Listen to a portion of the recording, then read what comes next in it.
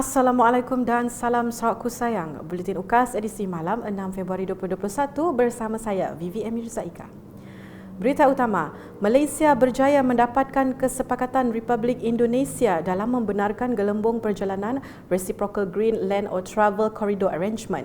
Menteri Pelancongan Seni dan Budaya Malaysia, Datuk Seri Nancy Shukri dalam satu kenyataan media pada Sabtu berkata, usaha Perdana Menteri Tan Sri Muhyiddin Yassin itu merupakan berita baik dan ditunggu-tunggu oleh kementeriannya. Ujarnya, inisiatif tersebut merupakan salah satu pelan pemulihan pelancongan dan kebudayaan MOTEC yang dirangka sejak Julai tahun lalu sebagai langkah untuk merancakkan semula industri pelancongan dan kebudayaan negara. Berita seterusnya, Jawatan Kuasa Pengurusan Bencana Negeri JPBN Sarawak telah memutuskan sambutan Tahun Baharu Cina pada tahun ini hanya diadakan di peringkat keluarga sahaja. Menteri Pengangkutan Sarawak Merangkap Adun Senadin Datuk Lee Kim Shin berkata, pihaknya akur dengan keputusan JPBN Sarawak untuk tidak membenarkan rumah terbuka dan aktiviti-aktiviti lain bagi mengelak penularan pandemik COVID-19. Bercakap dalam sidang media Tahun Baharu Cina 2021 yang diadakan di Pejabat SUPP Cawangan Piasau Miri pada Sabtu, beliau menjelaskan antara aktiviti tidak dibenarkan seperti ziarah dari rumah ke rumah, tarian singa atau naga, makan besar di hotel atau restoran, sambutan di tokong atau tempat awam, mengadakan bazar Tahun Baharu Cina di kawasan terbuka, hotel atau tempat membeli belah dan mengagihkan buah limau kepada orang ramai di tempat awam. Datuk Kim Shin menambah sambutan Tahun Baharu Cina kali ini hanya dibenarkan di kalangan keluarga sahaja pada hari pertama dan untuk keluarga terdekat tidak melebihi 20 orang. Beralih ke perkembangan harian COVID-19, Sarawak hari ini mencatatkan sebanyak 185 kes positif baharu menjadikan jumlah keseluruhan kes meningkat kepada 5,457 kes.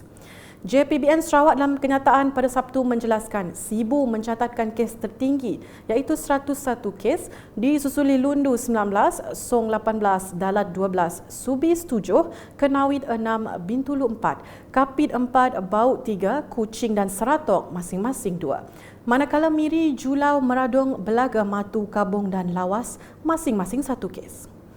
Susulan itu, daerah Lundu telah bertukar status daripada status jingga kepada status merah setelah merekodkan sejumlah 50 kes jangkitan tempatan dalam tempoh 14 hari. Daerah Seratok pula telah bertukar status daripada status hijau kepada status kuning setelah mencatatkan 2 kes jangkitan tempatan baharu. Masih dengan perkembangan COVID-19, penghantaran bantuan bekalan makanan bagi penduduk yang terjejas akibat Perintah Kawalan Pergerakan PKP di daerah Song telah bermula pada Sabtu. Bungkusan makanan itu akan dihantar ke SK Lubuk Ipoh dan SK Nanga Engkuah dan diserahkan kepada seramai 364 ketua isi rumah KIR dari 18 buah rumah panjang kawasan Katibas Hulu. Syarikat Koperasi Song Kapit Berhad merupakan agensi yang turut terlibat dalam penghantaran bantuan tersebut. Bantuan bekalan makanan akan diagihkan kepada semua KIR di daerah Song yang terkesan secara berperingkat.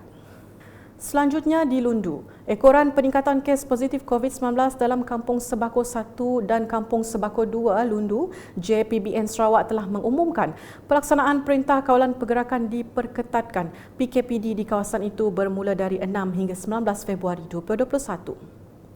Sehubungan itu, residen bahagian Kuching yang juga pengerusi Jawatan Kuasa Pengurusan Bencana bahagian Kuching, Sherina Husaini, telah melakukan satu lawatan ke kawasan itu bersama kaki tangan agensi yang terlibat sama dalam pengurusan bagi PKPD ini.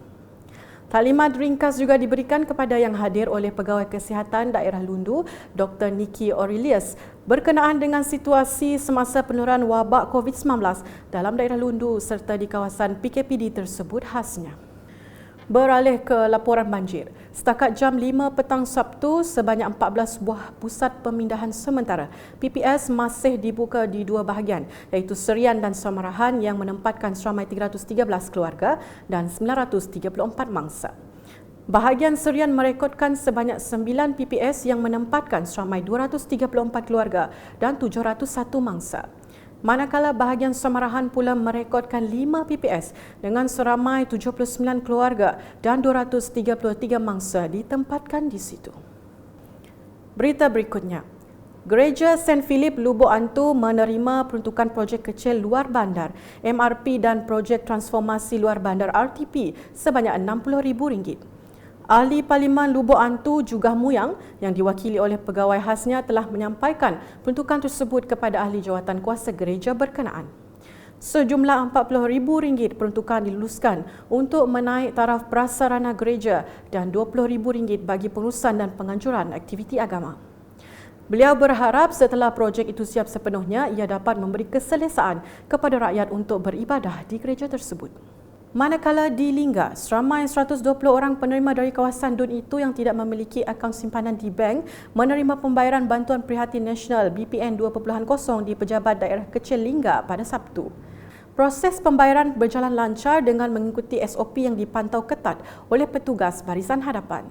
Pada masa sama, pihak Lembaga Hasil Dalam Negeri LHDN turut mendaftar dan mengemaskini maklumat penerima untuk Bantuan Prihatin Rakyat BPR 2021. Sekian edisi malam bersama saya Vivi Amirzaiqa dan kru penerbitan. Berita lebih lanjut boleh didapati di semua platform media sosial UKAS termasuk portal ukas.sarawak.gov.my dan pastikan anda subscribe UKAS channel di YouTube. Salam UKAS.